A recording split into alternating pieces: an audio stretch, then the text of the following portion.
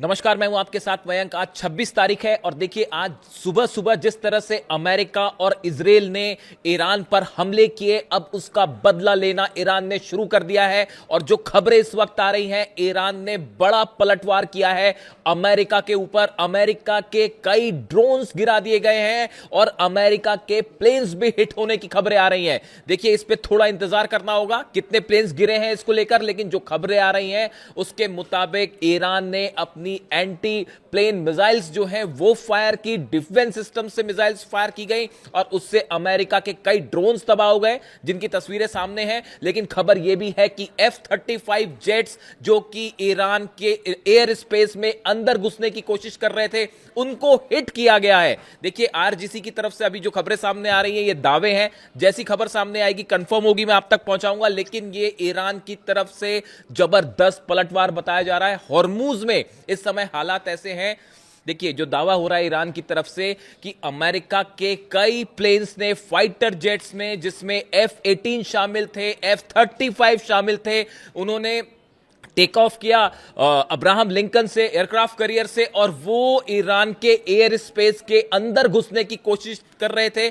इसी दौरान ईरान की तरफ से जबरदस्त मिसाइल्स हमले किए गए, पलटवार किया गया, जिसके चलते कई ड्रोन्स गिरे हैं, प्लेन्स भी हिट होने की खबरें हैं और बाकी के जो काफिला लेके घुस रहा था अमेरिका, वो वापस लौट पड़ा है, उसे पीछे हटना पड़ा है। इतनी ही खबर नहीं है, खबर यह भी है कई एंटी शिप मिसाइल्स फायर की गई है, अबू मेहदी मिसाइल्स फायर की गई हैं और अमेरिका के कई जहाज जो कि फारस की खाड़ी के आसपास थे, उन्हें पीछे हटाना शुरू कर दिया है अमेरिका ने, क्योंकि ईरान की मिसाइल सीधा हिट कर सकती हैं अमेरिकन वॉरशिप्स को। जो इस वक्त की खबरें हैं, देखिए अमेरिका के प्लेन्स जो आ रहे थे वो वापस भागने को मजबूर हुए, इस तरह की खबरें हैं। इसके अलावा जो आज सुबह जो हमले हुए, उन हमलों को लेकर एक बड़ा अपडेट है। देखिए आपने खबरें सब तरफ देखी होंगी, कई आइलैंड्स पर हमले हुए हैं। लारक, मैंने 5 आइलैंड्स आपको बताए थे, लारक पे हमले हुए हैं, खार्ग आइलैंड पर हमले हुए, केशम आइलैंड्स पर धमाके की खबरें हैं।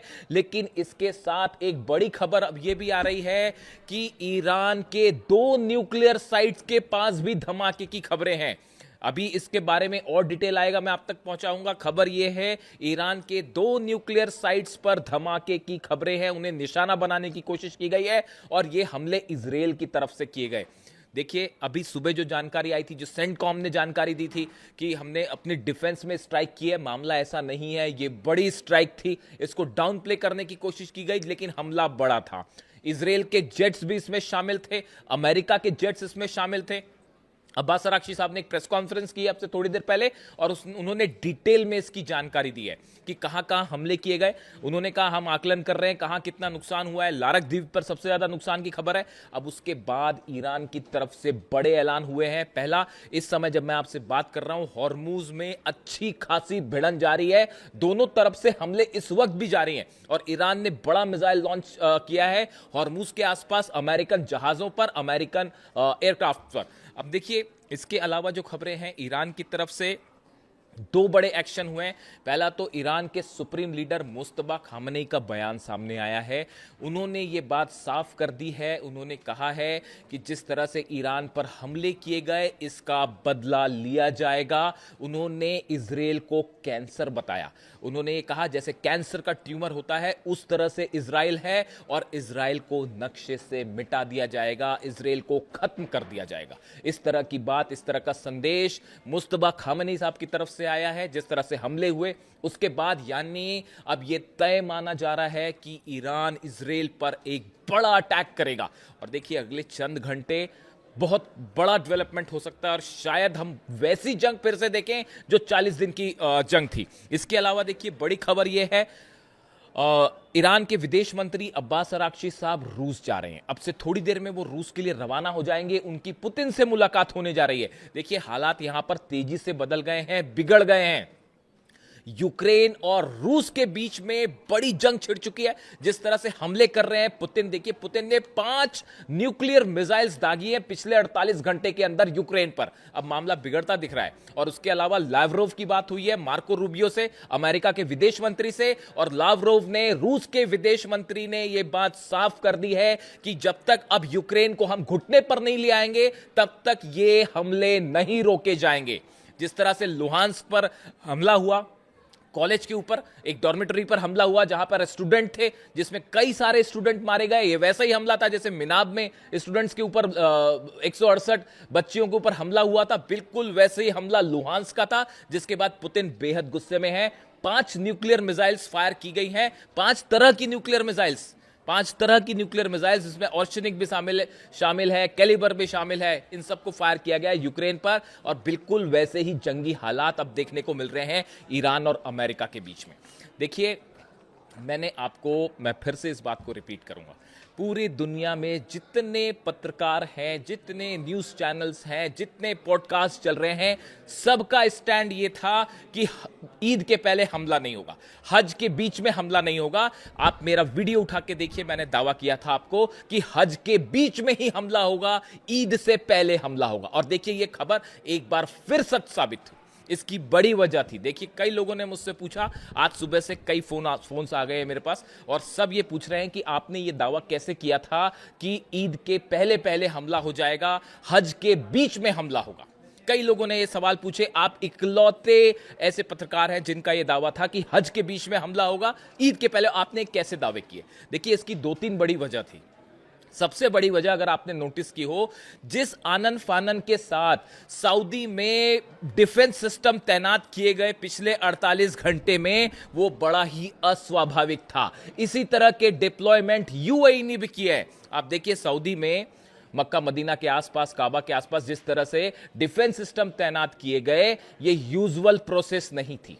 आप इसको समझिए, डिफेंस, अगर आप इस बात पर नजर रखें तो यह साफ बात दिखाई दे रही थी कि सऊदी को इस बात का डर था कि ईरान अचानक हमला कर सकता है। अब सऊदी को इस बात का क्यों डर था? क्या सऊदी इस बात को जानता था? क्या मोहम्मद बिन सलमान इस बात को जानते थे कि अमेरिका और नेतन्याहू एक बार फिर स्ट्राइक करने जा रहे हैं 48 घंटे के अंदर? क्या यही वजह थी उस जल्दबाजी की जो डिफेंस सिस्टम तैनात किए गए, आनन फानन में इजराइल से सिस्टम मंगवाए गए? एक पॉइंट। दूसरा पॉइंट आप देखिए, अब्राहम लिंकन एयरक्राफ्ट कैरियर पर पिछले 48 घंटे के दौरान बड़े डेवलपमेंट्स हुए। F-35 जेट्स ने टेक ऑफ किया, F-18 जेट्स ने टेक ऑफ किया। अमेरिका की तरफ से जब भी कोई बड़ी एयर स्ट्राइक होती है, उसके ठीक पहले अमेरिका की एयरफोर्स एक मिनी एक्सरसाइज करती है, जो कि शुरू हो चुकी थी। दूसरी बड़ी वजह। तीसरी बड़ी वजह, इजराइल से कई रिफ्यूलिंग जेट्स ने टेक ऑफ किया। बेन गुरियन एयरपोर्ट से 4 से 5 रिफ्यूलिंग जेट्स ने टेक ऑफ किया, जो हॉर्मूज के ऊपर गए। आप सोचिए, अगर रिफ्यूलिंग जेट्स टेक ऑफ करते हैं बेन गुरियन एयरपोर्ट से, वो हॉर्मूज के ऊपर क्यों गए? ऑब्वियस सी बात है कि हॉर्मूज के आसपास कोई हमला होने वाला है। वो वहां पर भाई घूमने तो गए नहीं होंगे, पिकनिक मनाने तो गए नहीं थे वहां पे। वो F-35 F-18 जेट्स जो कि इन्वॉल्व थे, इनकी रिफ्यूलिंग के लिए गए थे कि एयरमैन की रिफ्यूलिंग की जरूरत पड़ सकती है, या अब्राहम लिंकन पर जो एयरक्राफ्ट है अमेरिका के, उनको ऑयल सप्लाई करने के लिए मूवमेंट हुआ था। इसीलिए यह बात साफ थी कि पहले ही हमला करेगा। और चौथी बड़ी वजह, देखिए, अमेरिका जब भी अटैक करता है, उसकी खास बात यह होती है कि वो एकदम से अटैक करेगा। मतलब आप ये सोचेंगे, या तो ये कहा जाएगा अभी बातचीत हो रही है और उसके बीच में हमला हो जाएगा। इसीलिए शायद ये सोचा अमेरिका ने कि सब ये मान के चल रहे हैं कि भाई अभी हज चल रहा है, ईद होने वाली है, इसलिए हमला नहीं होगा। सरप्राइज करने की कोशिश की गई ईरान को, और बीच में हमला कर दिया गया। ये वैसा ही था जैसे अली खामनेई साहब पर हमला हुआ। इसीलिए आपको कहते हैं कि जो पुराने ट्रेंड्स हैं उससे सीखना पड़ेगा, आपको समझना पड़ेगा। पिछली बार जब हमला हुआ था, और जिस तरह से हमले हुए अली खामनेई साहब में, रमजान के बीच पे हमला किया गया। इसीलिए इस बार देखिए हज के बीच में हमला किया गया। इस ट्रेंड को समझिए आप। इसीलिए मैंने दावा किया था कि ये हमले हज के बीच में हो जाएंगे और फिर से एक बार जंग हो सकती है, और अब वही हालात सामने खड़े हुए हैं।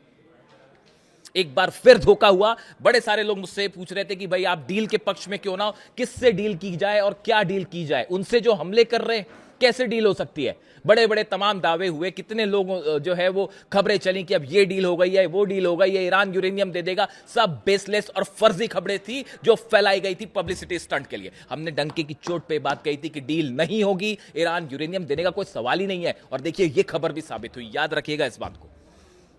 जितने दावे हमारे हो रहे हैं, बड़ी रिस्पॉन्सिबिलिटी के साथ मैंने दावे किए और सब के सब सच साबित हो रहे हैं। आप उठा के देख लीजिए, क्या किसी और शख्स ने यह बात कही थी कि हज के दौरान हमला होगा या ईद के पहले हमला होगा? सिर्फ हमने कहा और यह खबर साबित हुई सच। और आप और देखिए, ईरान की तरफ से बहुत बड़े पलटवार की तैयारी कर ली गई है। और जो मुस्तबा खामनेई साहब का जो संदेश आया है, हम इजराइल को मिटा देंगे, ये एक संदेश है इस बात का, ये इशारा है इस बात का कि इजराइल के ऊपर बहुत बड़ा हमला होने जा रहा है। देखिए ये हमले क्यों हुए, इसकी कई वजह भी सामने है।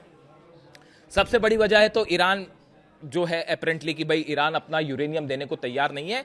ये बात साफ बता दी गई है अमेरिका को। जितने 5 देश अरब देशों के निगोशिएट करना चाह रहे थे, पाकिस्तान के नेता वहां पे थे, आर्मी जनरल वहां पे थे, इन सबको साफ साफ बता दिया गया था ईरान अपना यूरेनियम नहीं देगा, हम न्यूक्लियर मुद्दे पर कोई बात नहीं करेंगे। तमाम दावे हो रहे थे यूरेनियम यहां चला जाएगा, यूरेनियम वहां चला जाएगा, सब फर्जी खबरें थी, फैलाई गई थी। बात नंबर 1।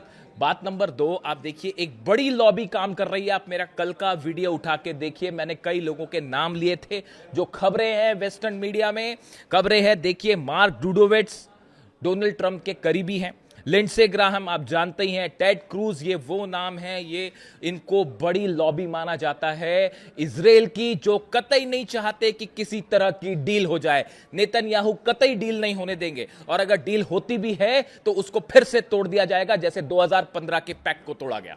इसीलिए ईरान विश्वास करने को तैयार नहीं है। इसीलिए मुस्तफा खामेनी कह रहे हैं कि हम विश्वास नहीं करेंगे। और अब हालात ये है, देखिए बड़ी इस समय ईरान खास तौर पर हॉर्मुज में, चूंकि हमले आइलैंड्स पर हुए इसलिए अभी पूरा फोकस जो है हॉर्मुज में, और हॉर्मुज में इसको जंग कहते हैं, सीधी सीधी जंग छिड़ी हुई है। लेकिन अगले चंद घंटों में ईरान की तरफ से बड़ा मिसाइल अटैक हो सकता है।